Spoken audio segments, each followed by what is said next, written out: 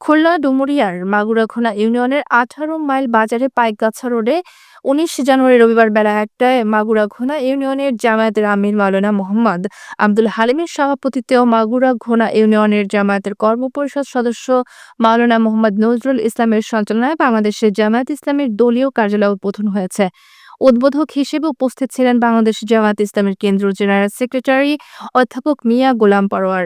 এ সময় তিনি পায়রা উড়িয়ে ও ফিতা কেটে অফিস উদ্বোধন ঘোষণা করেন এবং সংগঠনের সকল জন্য দোয়া কামনা করেন। বিশেষ অতিথি হিসেবে উপস্থিত ছিলেন সাতক্ষীরা জেলা শাখার অ্যাসিস্ট্যান্ট সেক্রেটারি মাওলানা মোহাম্মদ মুস্তাফিজুর রহমান, খুলনা জেলা শাখার সেক্রেটারি মুন্সী মিজানুর রহমান, খুলনা জেলা শাখার অ্যাসিস্ট্যান্ট সেক্রেটারি মোহাম্মদ মুন্সী মঈনুল ইসলাম, ডুমুরিয়া উপজেলা শাখার আমির মাওলানা মুক্তার হোসাইন, বাংলাদেশ জামায়াত ইসলামীর ডুমুরিয়া উপজেলা অমুসলিম শাখার অমির বাবু কৃষ্ণ নন্দী।